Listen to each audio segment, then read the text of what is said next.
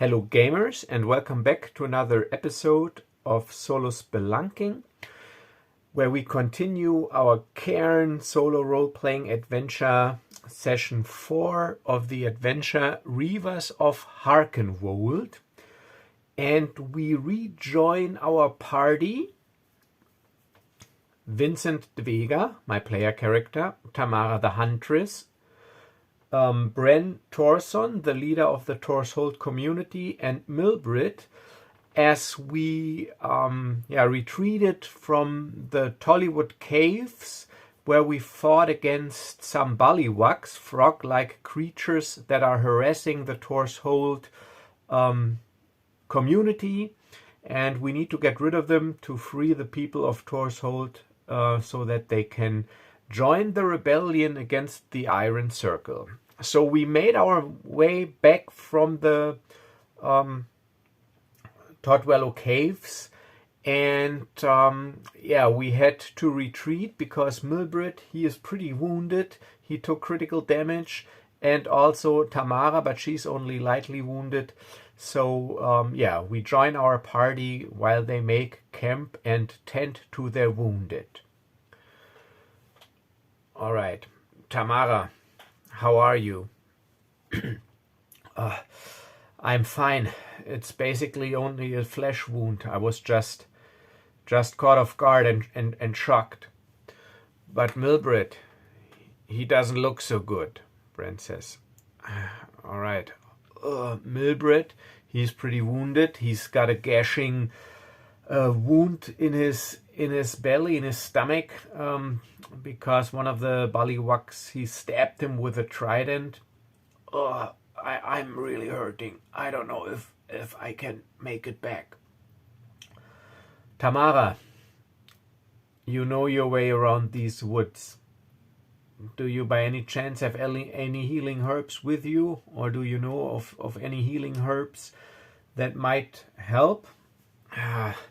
Let me check. So Tamara, she makes a willpower save to see if she remembers if there are any healing herbs in the area that might help, because Milbrit, he's really in bad shape. He's got like 6 points of strength from his initial 11, so he lost 5 points of strength. Tamara only 1. So she's basically all right. She's stabilized, but Milbrit is hurting, and we gotta take care of him. So Tamara makes a willpower save, and she fails. No, there's nothing in this area that I know of that might help. All right, so by any chance, does anyone, either Tamara or Bran, have some sort of healing potion? I think the odds are pretty slim and dim, so I will use percentile dice, because whenever I roll doubles, just like Mythic, a random encounter occurs, but I'm not going by the Mythic scale. I just assign percentages that I think are fitting, so I give it a 20% chance that either Tamara or Bran Torson, that they have some sort of healing potion. So it's a 20%. 53, no. Damn. Alright, so Milbrit is hurting. They look at the wound. Alright, so we gotta stop the bleeding. Vincent, I look at the wound. Alright. Well, he needs to get to a healer quick. A healer or a cleric. But we gotta stop the bleeding. Alright. So this is not going to be pleasant, Milbrit, but I will sew your wounds, if that's alright with you. Do what you have to. Yeah, but we still need to get to a cleric. You might have some internal injuries, or you probably have some internal injuries. But we gotta stabilize you, because we can't linger too long. We need to press the attack before the bullywugs, before they reinforce their numbers. Alright, so this is where Vincent de Vega's Adventurer's Belt comes in. If you remember session 0 where I went over my character, he's got a sewing kit in one of his pouches in his Adventurer's Belt. So he will try to stop the bleeding by sewing Milbred's wounds. Alright, let's see if he's able to do so. So that'll be also a willpower save. I want to make it a little bit easier for myself, so I will give him advantage because it's not very complicated. It's just needs to sew these wounds, just to that he can get transported. So I'm granting him advantage, but still he fails. So even though he sews the wound, Milbred is pretty tough. He grits his teeth. The bleeding won't really stop. All right, we got to put pressure on it. So we got to get him to a healer. All right, so Tamara, she is basically she's got recovered. She only had a minor wound. Tamara, can you take him back to Toadwallow? Bran and I'm looking to Bran, if that's all right with you, we will return to the cave. We rested up a little, we can regroup, and maybe they don't expect us back so soon. We need to finish what we started before they can reinforce their positions. You think you're up to it? I'm certainly up to it, but I'm not sure about Milbred. We gotta try. I mean, here in the wilderness, I won't get better. It's not that far back to Toadwallow. So we will do our best. All right, Milbred, please, can you give me your crossbow? I might need it. Yeah, all right. All right, so I take Milbred's crossbow, but now I have to do some inventory management, because if I take the crossbow, I have all my slots filled, and by Cairn rules, which means my hit protection is reduced to 0 because I'm not that mobile anymore. So I will leave the tarp at the campsite, and therefore take the light crossbow.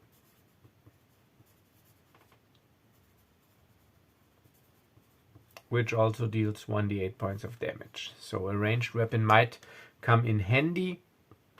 Alright, so Tamara and Milbred, they do their best to improvise a bandage, and they head off back to Toadwallow. We will see if Milbred survived later. And Bran Thorson and you sure about this? I'm sure about this. We need to press the attack, otherwise it was all for nothing. We gotta get back there. We gotta sneak in. We gotta drive this menace out. Yeah, all right, I'm right with you. All right, so let's go. So they head back into the Toadwallow Caves. And at this point, I want to talk real quick about progression. I read through the Cairn rules again, and Cairn really does not use levels and experience points. It uses the scar system. However, the scar system, as it is written, in my opinion, does not fit this heroic high fantasy style of play, because if you have one of these scars, you first suffer some sort of serious injury or setback, and basically the adventure continues once you are healed, and this would, in my opinion, be too much of a showstopper if I would use the scar system as it is. However, I decided, you can see I crossed out level, that I will not use levels in Cairn, and I renamed the XP milestones to scars. And as you might remember, in the last battle, I was reduced exactly to 0 hit protection before we retreated from the bullywugs. So that means I did suffer a scar. So, but like I said, I will use it in a different way. So whenever I basically suffer a scar, I have the chance to advance a little. And like I said, the only thing that will advance is hit protection. And in heroic Cairn, you roll it with a d8. And usually it says in Cairn that you then roll like 2d6. And if it's higher, you use the higher value than what you currently have. So this is how I will do this. I will roll 2d8. And if my hit protection is higher than what I actually or have at the moment, I will use it. But I also will never roll more than 2d8. So the maximum hit protection I could ever have is 16, which is very good by Cairn standards. But of course, since I need to roll double 8s on 2d8, it's also pretty hard to get above the average. So I didn't want to do this off camera because I want you to see what I get. So before we head back into the cave, I will just, I call it scars, but it's not really a scar in the Cairn sense, but the event where you get the chance to level up, if you want to call it that. So I will roll 2d8, and if that is higher than 5, this will be my new hit protection value. And if I suffer another scar, I will do it again, but I will never roll more than 2d8, so it will get more and more difficult to get to the higher values. So this is how I will handle this, and these stats, they will not increase. So let's see what I got. 5. 3 and 2 is 5, so I currently have 5, so my hit protection does not increase.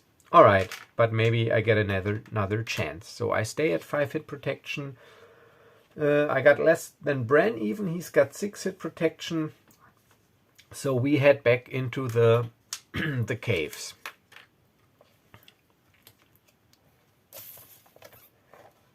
All right. So let's get to the caves. Here they are. So this is why I like this book. You can change the maps real quick. And now I will give it a 50-50 chance, once again using percentile dice, to see if they might have reinforced their positions. From the last time, I know that there was one encounter token left here in this cave area, but let's see if they reinforced their positions. So it's a 50-50 chance. 46, of course they did. But this is also what the written adventure says. It says if the heroes retreat and come back later, they would have reinforced their sentries. But I will not make it too difficult, because the bullywugs, they also suffered losses and injuries, and they don't have an unlimited amount of warriors. So I will just rule that they reinforce their positions with two sentries that are in visual range contact to each other, but protect different areas. So this sentry is keeping watch in this area, watching these passages, and this sentry is watching this area. So we re-enter the cave, and now let's roll for dexterity to see if we are maybe quiet enough. We try a more stealthy approach this time, so that we are quiet enough so that we might sneak up, or at least are not immediately recognized. So green is Vincent and purple is Bran. And we make dexterity saves. Green is Vincent.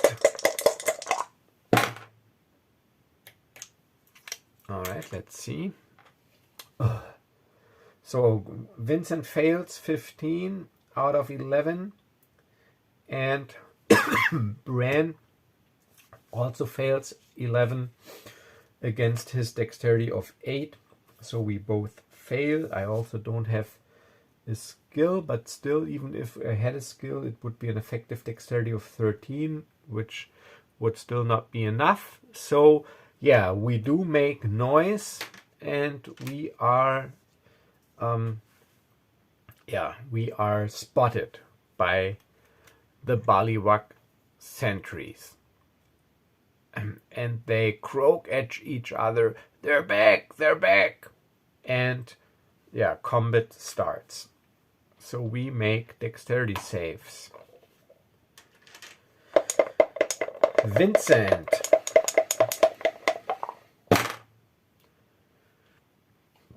Yeah, he makes it, so he can act. That's great. And now Bran.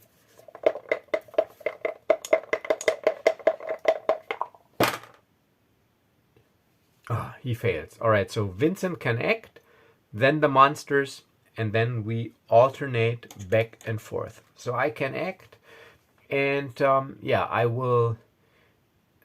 I know now that they have this rancid stench that surrounds them, so I don't want to get caught up in that, but I got the light crossbow from Milbrit, so I will get into a firing position. 1, 2, 3, 4, 5, 6, 7, down to here,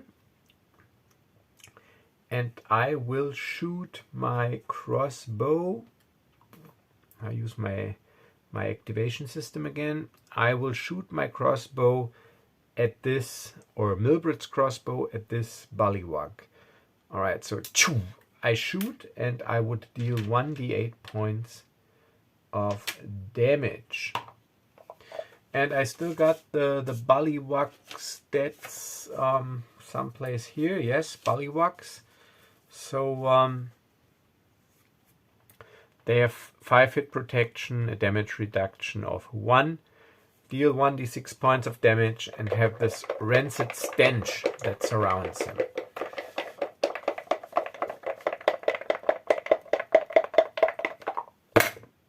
And I rolled a 7. Yeah, you couldn't see it, but it's a 7. So that means it is reduced by 1 because of the damage reduction. That's 6 points of damage, which reduces his hit protection to 0, causes 1 point of damage, and more importantly, triggers a critical damage save. So they got strength 10, or all stats at 10, and now he's got strength 9 and needs to make a save. Please, please, let us be lucky. Ugh. And of course he makes it 5. So even though he's hurt and reduced to 0 hit protection, takes critical damage, takes the bolt in his scaly hide and shoulder, he is still standing and furious.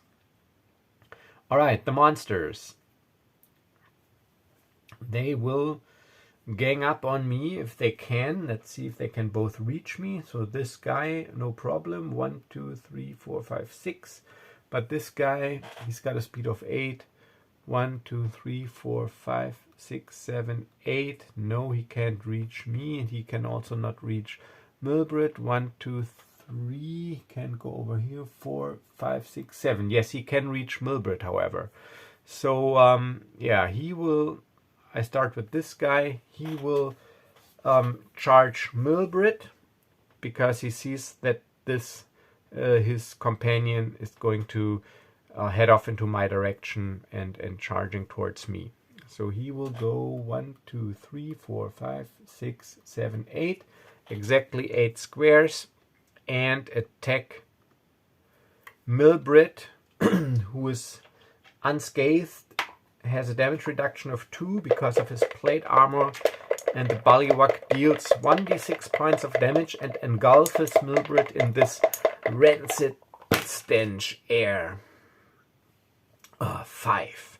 Reduced by 2 to 3, but Bran Thorson has a hit protection of 6, so he is down to 3 hit protection. Okay.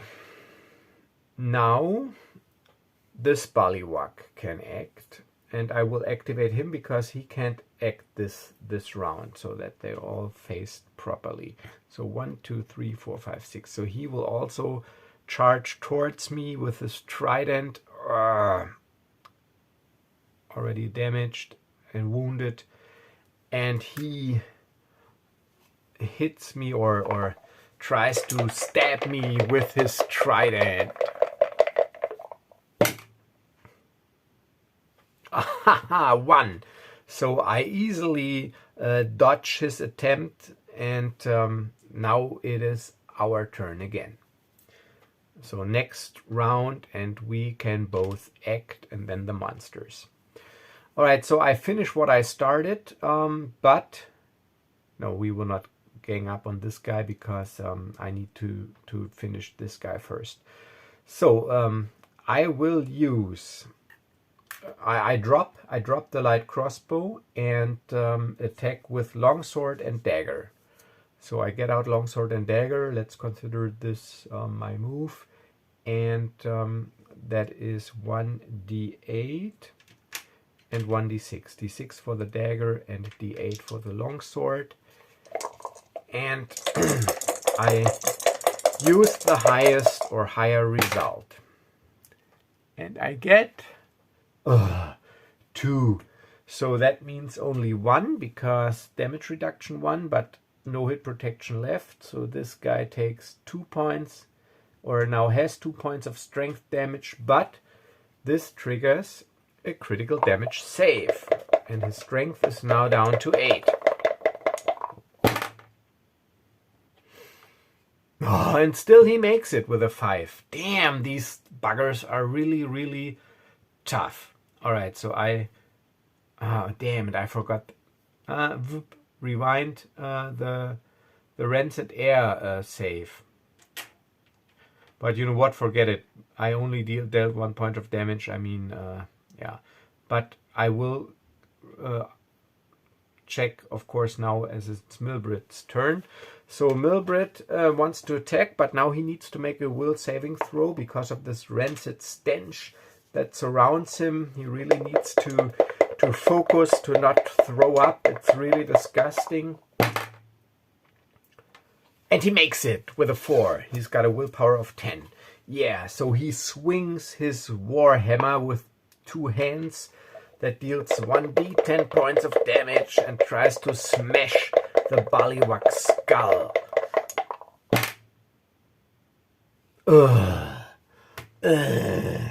1. You see this? 1. How can one be so unlucky? Alright, so it's a 1. So the bullywug blocks the strike with his trident and laughs in his frog-like voice. And now he attacks with his trident.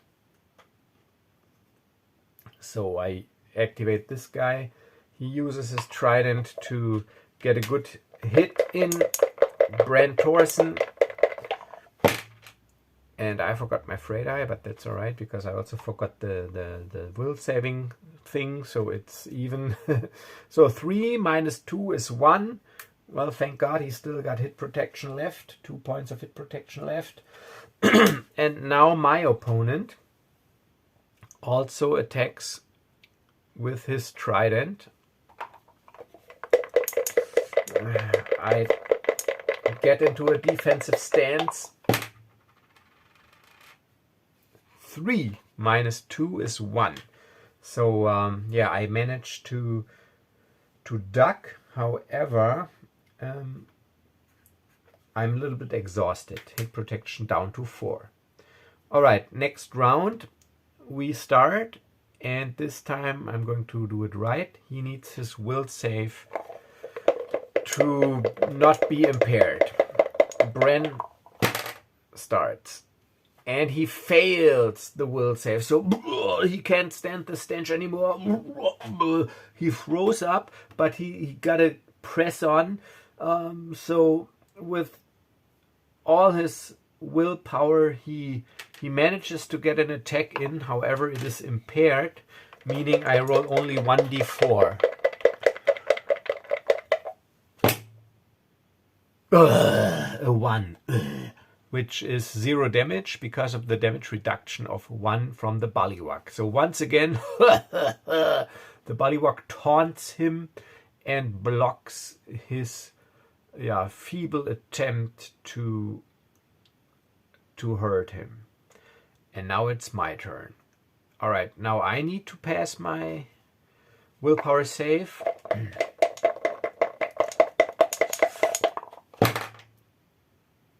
Yes, I make it 5 and I got willpower 9. So I am not impaired. So I attack with longsword and dagger. D8, D6.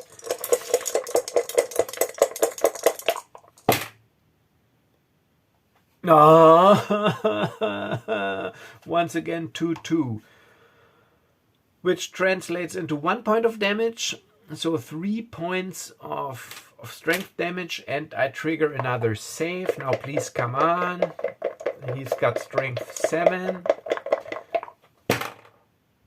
Oh, yes, a 20.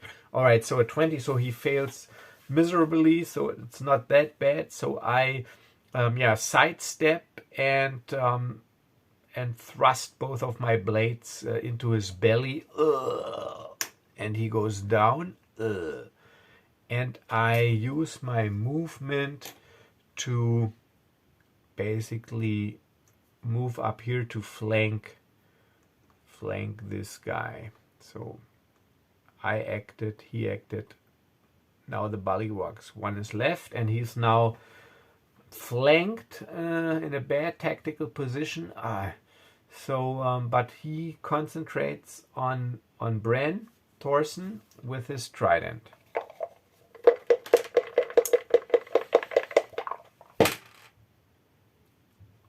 Four points of damage, reduced by 2 to 2.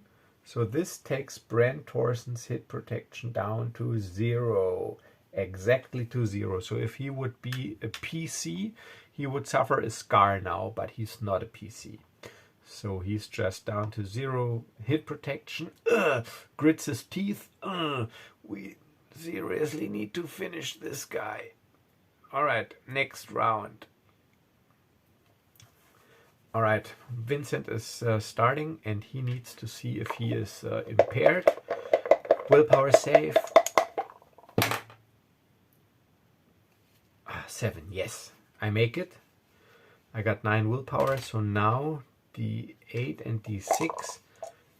So I attack, and please give me a good roll now.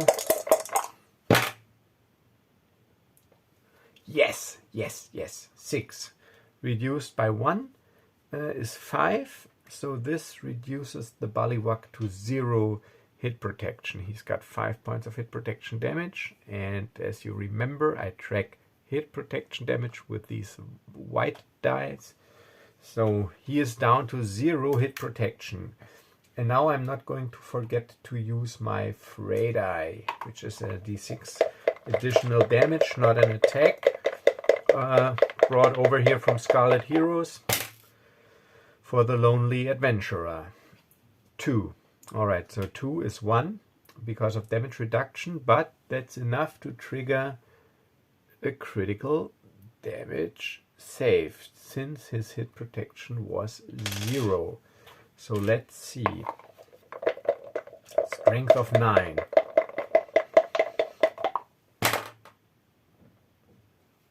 Oh, but he makes it. Okay. So he's still standing. But now it is Milbrit's turn, and he needs to see if he is impaired. And he's not. 2. So he gets to swing his large warhammer with his 2 hands. So grits his teeth. And rolls a 1 again. How many 1s can you roll with a d10? So he's not cutting it. I mean, all right. So the bullywug, he brings up his trident again and taunts him. Maybe you should exchange your warhammer for a kitchen knife. And now it's his turn, and he If I go down, I take you with me, he says, and attacks Bran with the trident. 3 points of damage, which is reduced to 1 point, but enough to cause 1 point of strength damage and therefore trigger a critical damage save versus a strength of 12, however. So, Bran Thorson rolls a 5, he makes it, is still standing. Next round. Okay, Bran, he will go first, make his willpower save, because he really wants to get revenge now. But he fails. He throws up again and is impaired and rolls damage with 1d4. Please give me a 4, please. A 1. So a 0 damage again for Milbrit.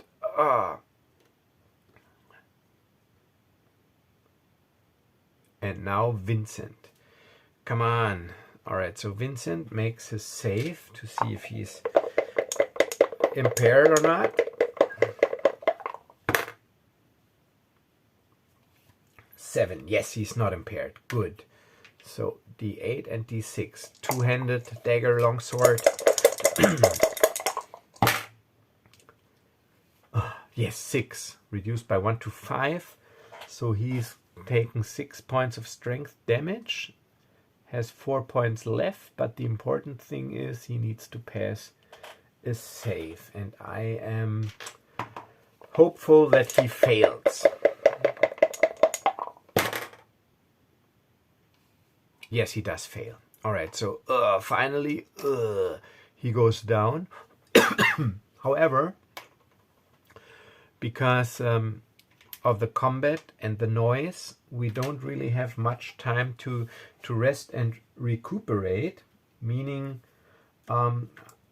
Bran, he will not recover his full hit protection, but we need to take a short deep breath, so I rule that Bran, he will recover 2 points of hit protection.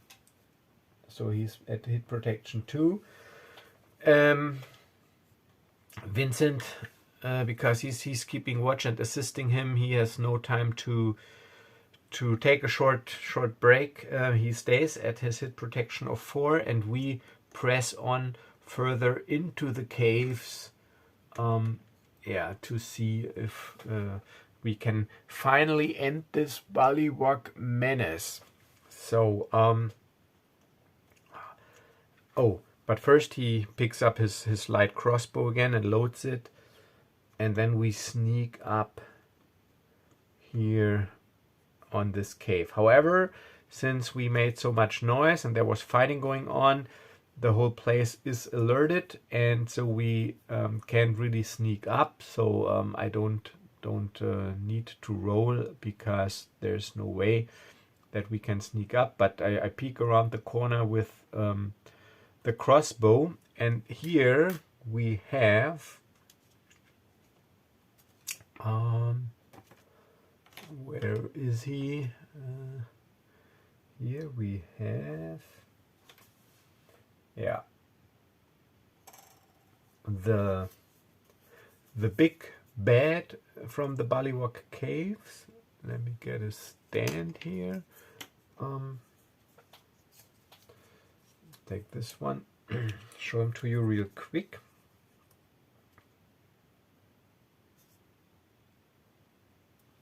So this fellow here is the Bullywug boss. So he has plate armor with spikes. He has some sort of two-handed bladed axe-like weapon. And as you can see, there is lightning crackling from his hands, so he can also cast. So he is the big bad, the shaman, leader, warrior of this tribe, of this community. And he is sitting here and has with him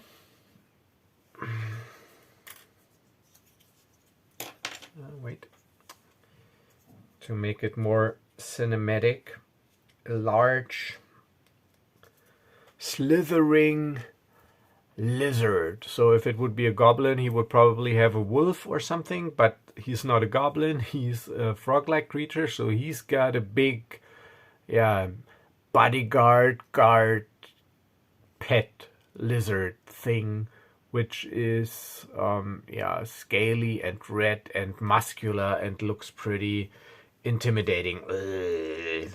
And he is guarding this boggart shaman warrior, and his tail is twitching and moving around, and his tongue slithers out of his mouth, and the warrior shaman says, "Now you will die, you feeble intruders."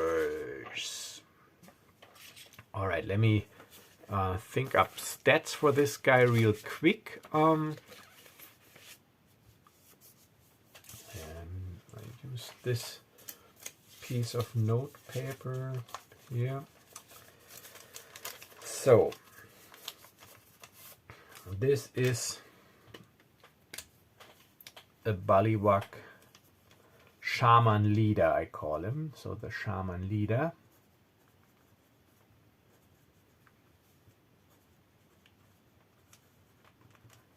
So he is pretty tough. He's got a damage reduction of 3 because he's wearing plate armor that he also reinforced with some form of protective magic, some sort of arcane shield, because he's a shaman. So he's got a damage reduction of 3. His weapon deals 1d10 of damage. Weapon d10 damage. And he's got a hit protection of, let's give him, so 10 is like a serious threat. Let's give him, so he is a serious threat, but I don't want, let's give him a hit protection of 8. He's got a hit protection of 8, he's got a weapon damage of d10, and of course this rancid stench. I will not focus on his arcane abilities now, because his weapon, it'll deal more damage than his arcane bolts, and he wants to get close and personal so that he can employ his rancid stench. So basically the only arcane thing he did was to bolster his defenses, so this is why he's got such a high damage reduction. So this is the shaman leader, and he's got a guard lizard with him.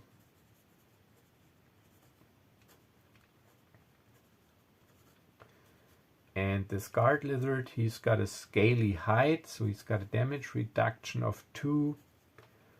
But he's got a hit protection of 5. He deals d6 damage with his sharp teeth. And he's got no rancid stench, because this is just something the bullywugs have, but he's also immune against it. And his strength of the shaman leader, he looks pretty bulky. His strength is 12. And this guard lizard, he's got a strength of 8. Alright, so this is the setup. Oops, the ink was not dry yet, but that's alright.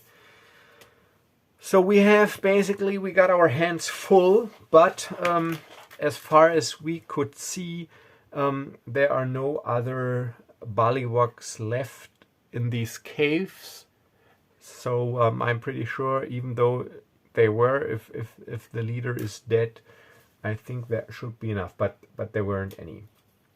And also behind him we can see a large treasure chest, which is represented by this this yellow token. So there's a treasure chest here behind him as well, because no dungeon crawl without some loot, and this is also in accordance with the published adventure.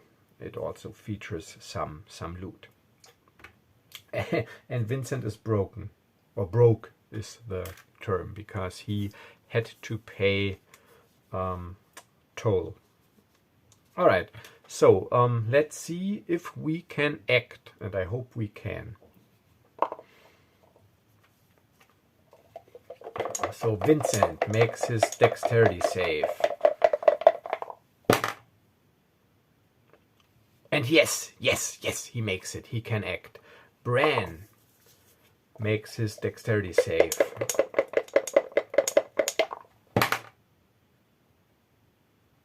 Oh, no, he can't. All right, so Vincent can act.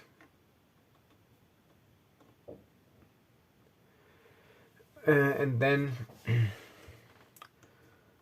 Bran, then the monsters, and then Bran. Okay, so I said I picked up the crossbow and loaded it. So for my action, I will shoot first at the guard lizard, and then I try to get some more distance between me and the shaman leader. So I'm shooting at the lizard, and I'm dealing 1d8 points of damage with the light crossbow. Please, good roll, please. 4. It's it's a semi-good roll. All right, so the scaly lizard, he's got damage reduction of 2, so he is down to 3 hit protection, but still hit protection left.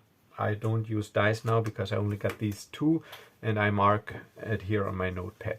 All right, so yeah, I want to retreat a little, so I go 1, 2, 3, 4, 5, 6, 7, 8. I move up here to avoid being charged and try to stay out of the stench as best as I can.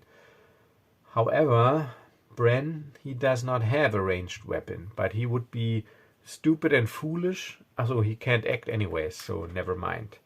So he can't act, so I put him around like this, and now these guys it's their turn. So the shaman leader gives his lizard the command to attack Bran, because he is close and he can be reached, and he will try to get an attack in on me, which he can using an arcane bolt, but let's first use the lizard. So he charges 1, 2, 3, 4 charges, only 3 up to here, and bites, dealing 1d6 points of damage against our wounded Bran.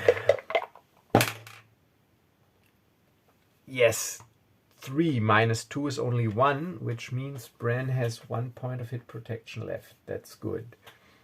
And what is also good is that he does not need to make a save against the stench, because this lizard does not have stench, so I might be able to kill it. But now the shaman warrior, he moves up. He can move 8 squares. 1, 2, 3, 4, 5, 6, 7, 8.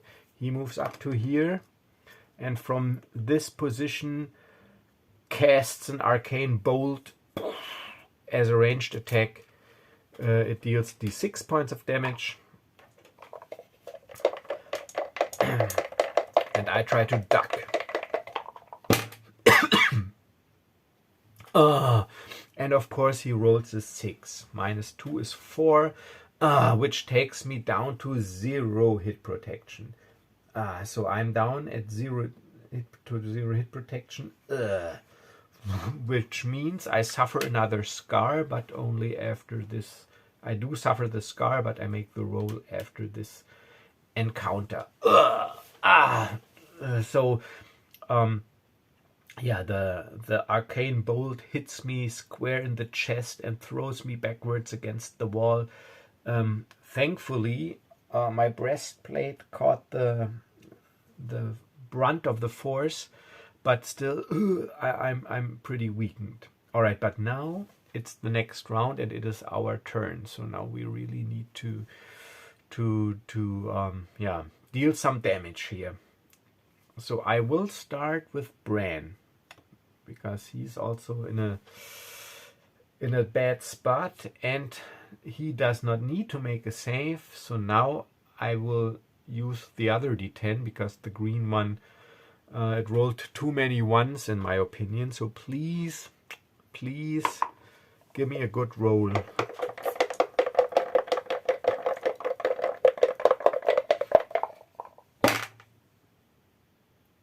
Come on, I don't even want to open it, lift it. 6. Yeah, all right, so 6, that is reduced by 2, that is 4. That is enough to cause, this is good. This is enough to cause a critical damage save. So 3 points of hit protection is gone, and strength goes down to 7, because there's 1 point of damage left over, which means I need to pass a critical damage save versus strength 7. So pretty good chance that the lizard goes down. Please, lizard, please go down. And it does not. It rolls a 5. So the lizard is furious and in a frenzy, but still standing. All right, so that was Bran. Now it is Vincent. All right, so now I have to think. I do not start the turn in the aura, so I don't need to make a save. So I could charge up and attack with my melee weapons and then use my frayed eye. This is probably better than just shooting once, because then he will reach me anyways, and next round I will have to deal with the stench anyways. So I might as well use this opportunity that I have here, this one turn, to try to deal as much damage as possible. So even though I dread this rancid stench that surrounds him, I charge up. 1, 2, 3, 4. And fight with long sword and dagger, and try please to give me good damage to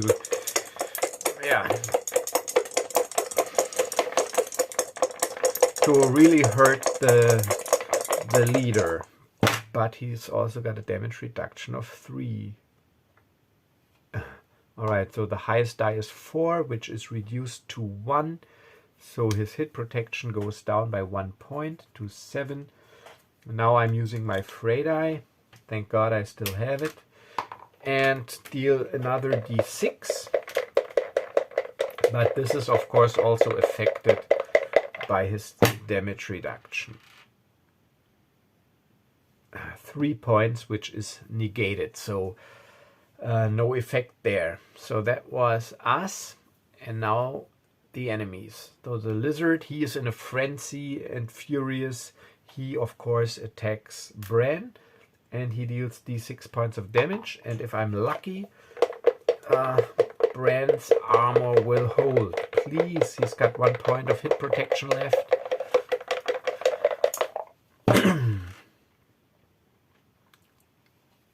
Okay, so 3 is reduced to 1, and this takes care of his hit protection. However, no critical damage. Alright, hit protection 0.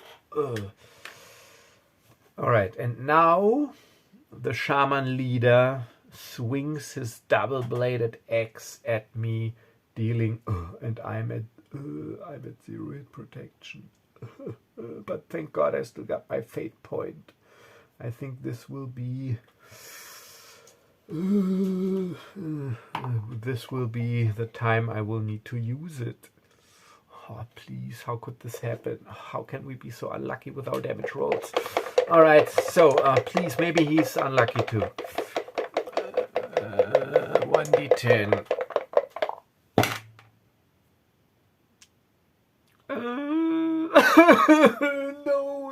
No. It's a 10. It is a 10. It is reduced by 2 to 8. And I have a strength of 9. Alright, so my strength is reduced to 1. And of course, I need to pass a critical damage save. But I still have my fate point. If you remember, it's a one-in-a-lifetime resource that could negate the effect of critical damage. So I would still be in the fight. However, yeah, I'm basically dead. But we need to retreat now. But maybe I roll a 1. Of course, I do not roll a 1. So this would be the point where I would be out of the fight because of the critical damage, and this is where my hero status kicks in, and I will use my fate point now.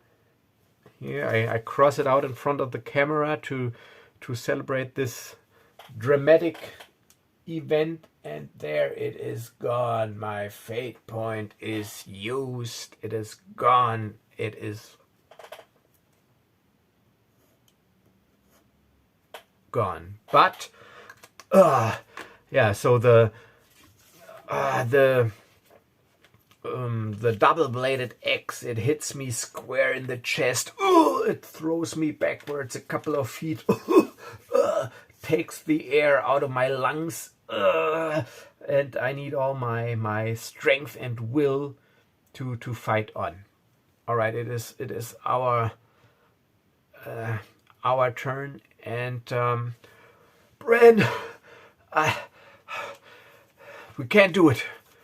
Retreat.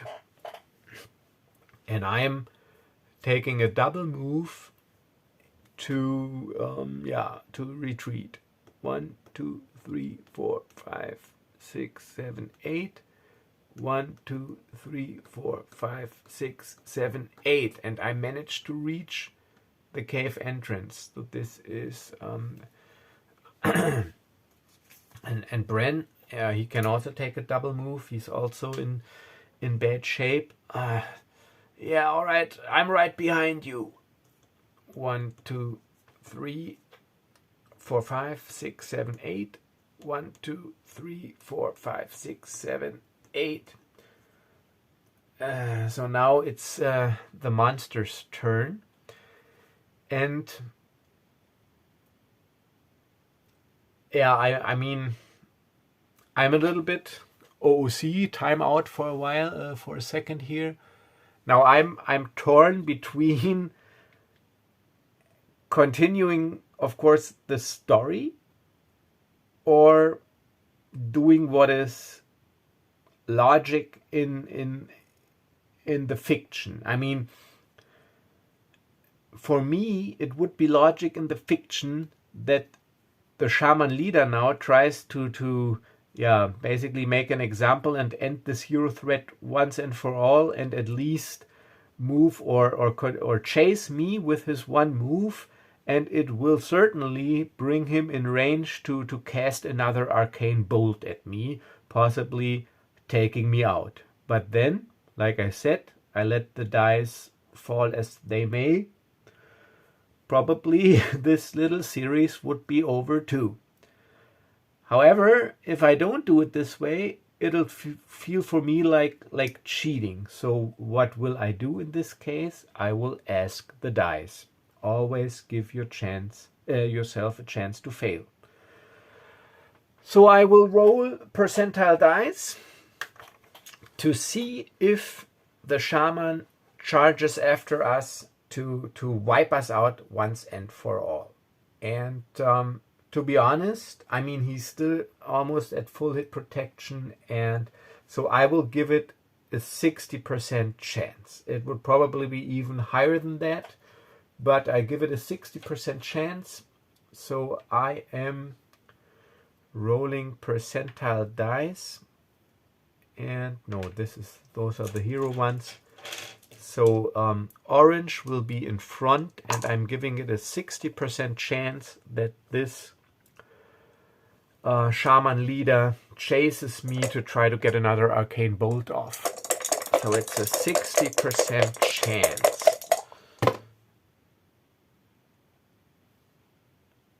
What did I say is in front? Now I forgot what I said was in front, but I think red. Damn.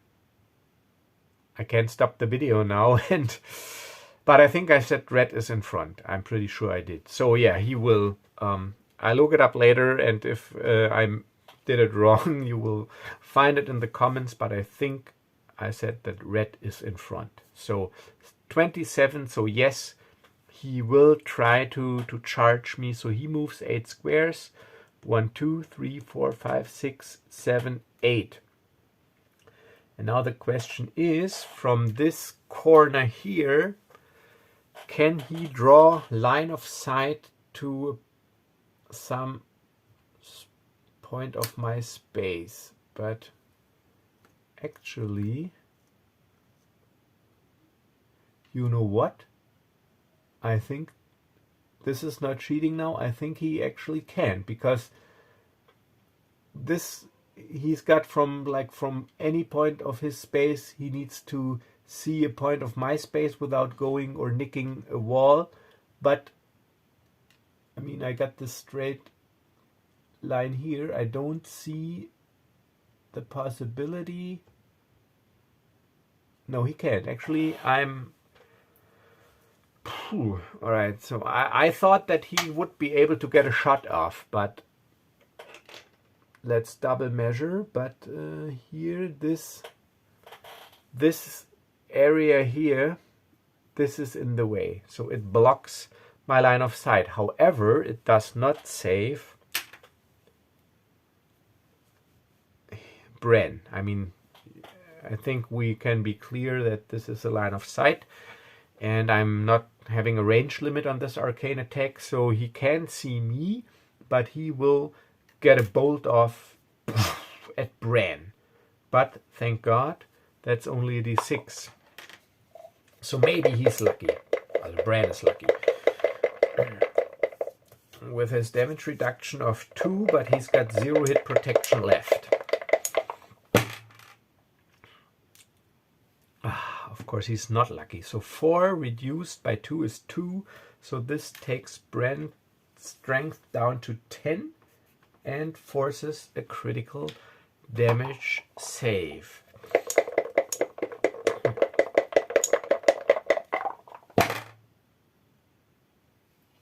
17. He doesn't make it. And he's not a hero. He does not have a fate point. So he's hit and goes down. The arcane bolt, some sort of electric bolt is actually it is reinforced or enforced or strengthened by his metal armor, and he is shocked. And the lizard also charges 1, 2, 3, 4, 5, 6, 7, 8. 1, 2, 3, 4, 5, 6, 7, 8. So he wants to feast on Bran. So yeah, I'm sorry, but there's no way in hell I can get Bran out of there. So I think he is done for. But thankfully, I am at the cave exit and I'm in a position to leave. So I leave the cave. Ha ha ha. And I hear the shaman leader laugh. Ha ha, you weak fool. Now we will feast on your friend. And we will take his gnod of bones and post them as a warning to all of you feeble humans at the entrance of our cave. Ha ha ha. And the lizard tears the flesh off Bran's bones. Yeah. And at this very unheroic moment, we will leave our hero for now and continue this next session, this disaster basically. All right. Yeah, some thoughts. Actually, I would not have thought that this battle is so hard and tough. I think with my damage, with my fray die and my attacks, I thought we would have a better or easier time. But since you only use the highest die, and if you don't roll very well, the damage reduction is nothing to be ignored or disregarded. It actually reduces incoming damage quite a lot. And now I can understand why it is limited to 3 in Cairn as well, because there's also no such thing as a strength bonus to damage or something.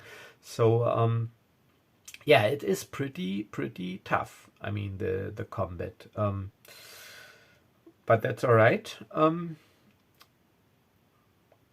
We will probably be back with reinforcements. We will see. I don't know.